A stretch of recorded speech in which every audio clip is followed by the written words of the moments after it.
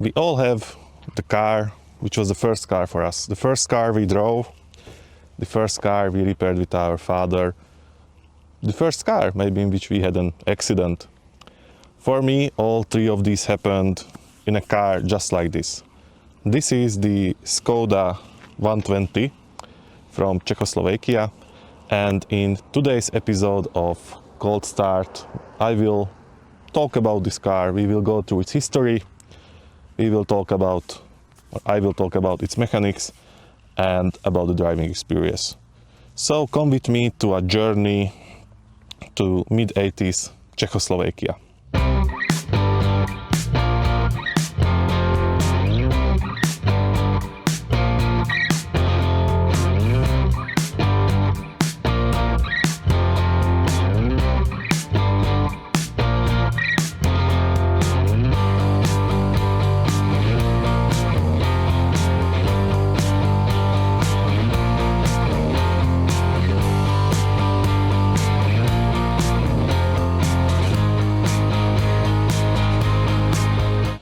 So, as you can see, the Škoda 120 is basically a boring-looking 5-door family sedan, which looks a bit dated. But the car has quite a few quirks and quite a few interesting features. To understand what this car is and why it is, we need to trace back the car's roots. The car's history can be traced back to the 1960s. To the Škoda 1000 Basically the car which we have here is a heavily updated 60s car which stayed in production till the 1990s. Why this happened, you may ask? Well, Škoda's engineers were not stupid. They of course knew that the car's layout, which if we come with me will be really interesting. We start at the back. You will understand what I'm talking about. The car's mechanics were outdated. They already knew this. Why do we say they were outdated?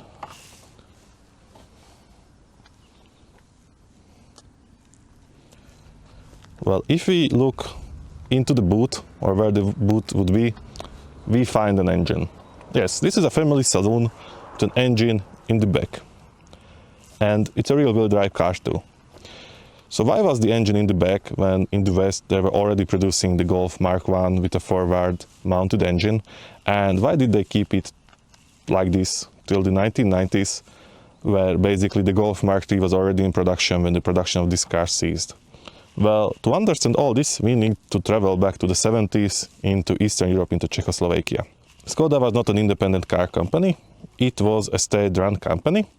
And the state and the Communist Party dictated what can and can't be developed. Škoda, with IFA, the East European company responsible for vehicle development, was working on a really forward-looking concept. They were working on a car with a front engine and front-wheel drive, which was supposed to replace the Trabant, the Wartburg, and this car's ancestor, the Škoda 1000 MB. Sadly, in '72, this project was cancelled.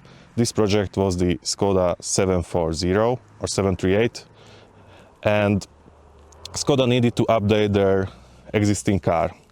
So basically, the Škoda 120, or as was known in internal coding, the Škoda 742, is a direct update of its predecessor, the Škoda 100, which is an update of the Škoda 1000 MB. What did this mean? Basically, Škoda was stuck with a layout from the 60s, a rear-mounted engine with rear-wheel drive and a rear-mounted transmission. The engine was basically a heavily updated engine of the Škoda 1000 MB, and while it was revolutionary in the 60s with an engine block made out of cast aluminium with a cylinder head made out of iron and a 2-valve per cylinder overhead valve design, by the 70s the car was outdated. The engine was basically fed by a single carburetor, and it produced around 50 horsepower in the Škoda 120 with a volume of 1.1 liter.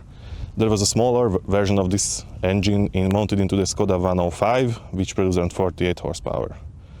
But the engineers did what they could with the technology they had. The biggest update of the Škoda 120 when compared to the 100 or the 1000 MB was the moving of the radiator from the back of the car to the front of the vehicle.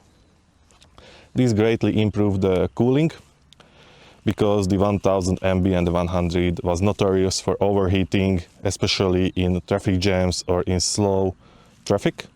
But by moving the radiator to the front, the cooling was greatly improved. But this resulted in a few quirks. Of course, you have the engine in the back, the radiator in the front. You need to get the coolant from the back to the front somehow. So the pipes for the radiator fluid or the coolant run under the car's body. And despite having a relatively small engine, the car takes around 11 liters of coolant. And if you had a blockage in your coolant pipes or the pipes were leaking, you could easily cook the engine. The engine was really sensitive to overheating. You could wrap the cylinder head or even crack it, and the worst case scenario, the entire engine block can crack. So basically this is the back. If we look under the car, we will find independent suspension on all four wheels. This was standard for all trim levels. But while the front suspension is a relatively modern double wishbone system, the rear suspension is a swing axle system, which you probably know. If under heavy loading and lifting, it can tuck under itself, which made driving at high speeds a bit more interesting, I would say, or a bit more dangerous. And the car was prone to oversteer, especially in wet condition where aquaplaning was an issue. In '83, a big facelift of this car came out. Basically what we have here is also a facelifted model, the 742M.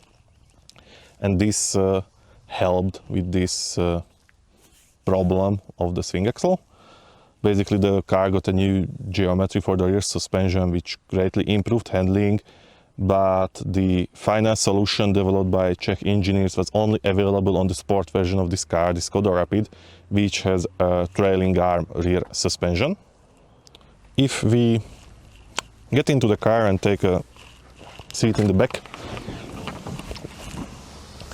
we will find ourselves in basically the middle class life in Czechoslovakia, for at least the kids.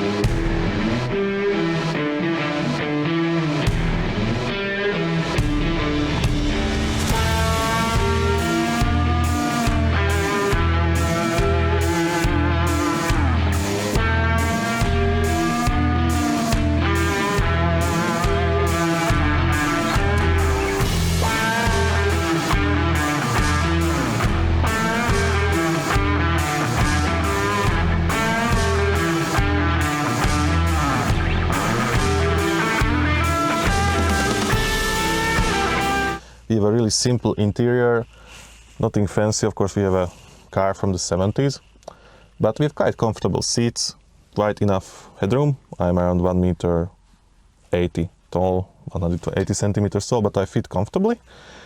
And we don't have, we have seat belts at the back, which was optional for this trim level. And what we have is a ashtray in both doors. And we have windows which can be rolled down. I mentioned the windows that we can roll down because in not all trim levels had a window like this. But basically this is the back. You can travel here comfortably, you can sleep here comfortably. I have experience with that too. And one interesting quirk of the back.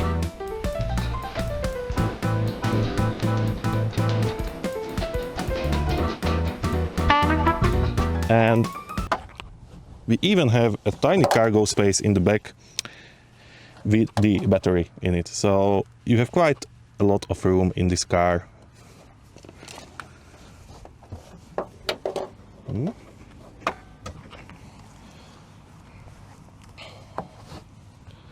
If we move to the front, we have a really simple but comfortable driving position. At this trim level we can already move the seat back and forth. We can already move the seat up and down too. And what we have in front of us is a really basic cluster of gauges. We have a water temperature meter, which is quite important for this car, a speedo. In this trim level we don't have a RPM gauge, we only have warning lights, the fuel gauge, and the controls of the heating. Of course, no AC. And it's time for me to talk about trims. So basically the car came in 4 major trims. The most basic was the S trim, which differed from all other models that, first of all, the rear windows were fixed. You haven't had nice carpet, only rubber mats, and you have a different looking gauge. The standard trim level, the L, is the car in which we sit. We have 4 manually operated windows. We have the gauges but no tachometer. We have adjustable front seats, which was also not an option on the S trim, and we have a modern looking, or for the time modern looking dashboard. The GLS and the GLX trim levels were the highest one. The main differences in the interior were RPM meter or tachometer, even better seats, even better upholstery, and a soft dashboard. If we go to the exterior of the car, the trim levels also differed in the external look. If talking about the original models, which were produced from 76 to 83, the pre-facelift model, the highest trim levels had a lot of chrome. The base trims haven't had that much chrome in it, and now I will try to open the boot so we can see what is in the front. Or if I want to be really modern and up to date, I will show you the frunk, because this car from Czechoslovakia from the 70s already had the frunk. I open up the boot of the car, and basically I open it up like I would open up a piano. And here I have quite a big booth. It's around 300 liters. You can fit in a bicycle or chickens or pigs or basically anything that you can need in the 70s or 80s.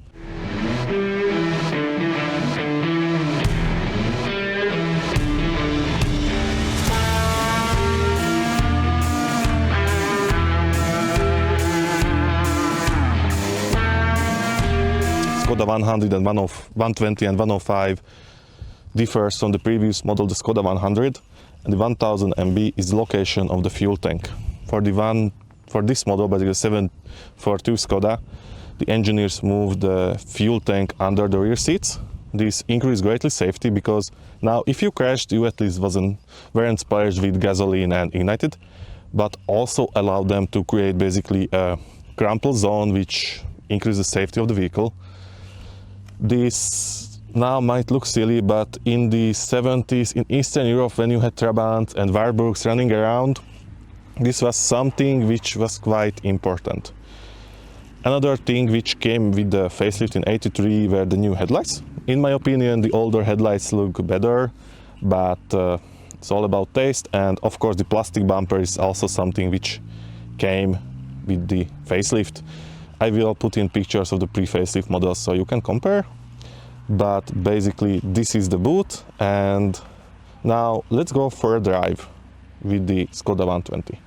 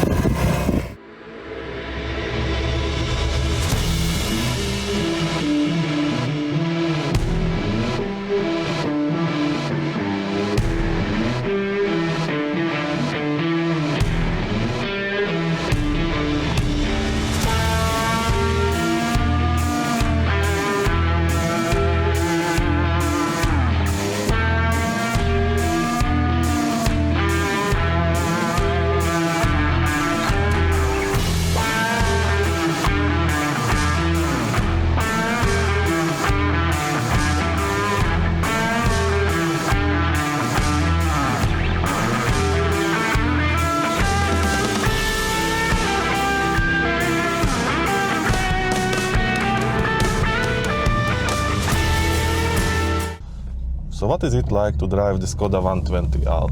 So first of all, because all the weight is in the back, the steering is really light and actually precise. After the facelift, the car got a new steering system, and this improved a lot with the steering.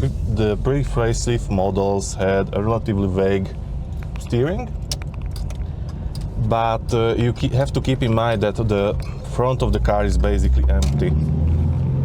So the car is prone to oversteering a lot. People actually in the past solved this really creatively, and with the Eastern European taste, they put bags of cement into the front of the car when they needed to improve the steering. But you have maybe also realized the car is noisy. This is a noisy car. We hear the engine, we hear all the mechanics and gauges, but the driving experience and the seating for the driver is quite comfortable. We have a 4-speed transmission with the Škoda, with the 105 and the 120. The 4-speed transmission was standard.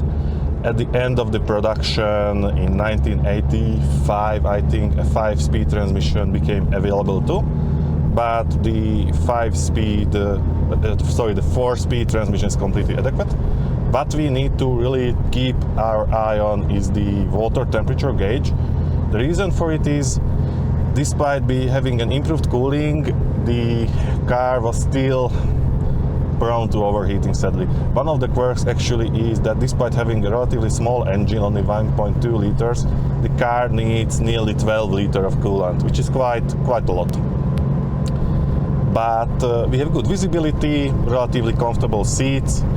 If we need to stop, we have drum brakes in the rear, disc brakes in the front, and from 83 onward, the brake servo was standard on all cars. Before 83, brake servo only came with higher trim levels, so with the 105S and the 120S trims, brake servo was not available. But actually you could choose both engines with any trim. So you had the 105 with the GLX trim available too. About the interior, everything is in the reach of the driver. Everything is clear and easy to understand. And I have talked about the swing axle rear suspension, which was prone to tucking under, and which is not the best suspension system ever created, frankly. With normal driving, you won't feel anything about it. What is a bit of a negative is the gear changes. We have a gear lever in the front, a transmission in the back, and we have really long rods connecting the two. So shifting feels a bit vague, and this is not a problem because of the car's age. This was always like this. Shifting is a bit weird, and you really need experience to find the proper gears. But for example, we have a little sticker which is trying to help us to understand the shifting. But I would say if the car wasn't this noisy, it would be actually quite a decent driving experience, which is surprising. Sitting in a 40 years car, it's much better than a Trabant 601 or a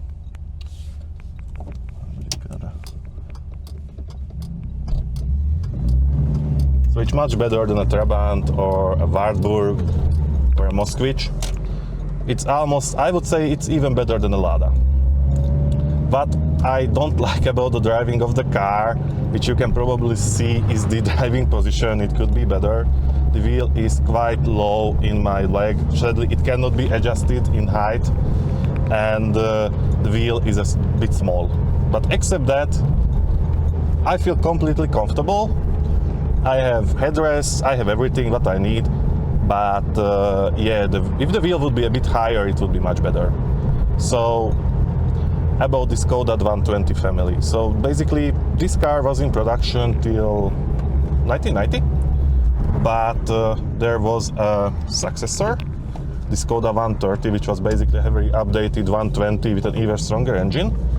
And also in 89, the Škoda Favorite was debuted. The Škoda Favorite is basically the car Škoda wanted to make in the 70s. It was a front-engined, front-wheel drive, modern car, and it replaced the Škoda 120 in production completely. The Škoda favorites stayed in production till 2002 or 3, and it was the last car developed completely in-house by Škoda. After it came the Škoda Felicia, which was basically a product made with Volkswagen Group assistance or parts from Volkswagen Group. But the last real-wheel drive Škodas built in Czechia were the Škoda 120s, because towards the end of the production in 88, 89, basically Škoda trimmed the available options and trim levels, so you could only buy the Škoda 120, this car, but with a 5-speed transmission and many updates from the 130. The reason for doing this was that Škoda wanted to make this car more appealing, despite having the favorite on the market, because they had still spare parts available. Regarding spare parts, I was talking with the car's owner, who is the second owner of the car. He bought it from an older gentleman who used the car only during the summer, basically no winter driving at all. And he told me that spare parts are still available. Of course, you need to buy high quality spare parts for the car, but spares are available. But you need to look into when buying a car like this, or if you are shopping around for a Škoda 120, is rust. The car was prone to rusting, sadly, but the original owner of this car took good care about the car. The car has a coating on its underside, and it wasn't driven in the winter, so basically the rust is not an issue for this car. The rust is showing the biggest issue on the jacking points. The car has jacking points at the side and it likes to rust over there. This car was available outside of the Eastern Bloc, for example in Finland. In England it was called the Škoda STL, and usually cars which were shipped to Western Europe were cars of higher trim levels. So would I own a Škoda? Would I daily drive a Škoda 120? Definitely not. No, this car, in my opinion, is great for a weekend drive, but dailying it would be a bit of a pain in the ass, to be told. The car is not great in the winter.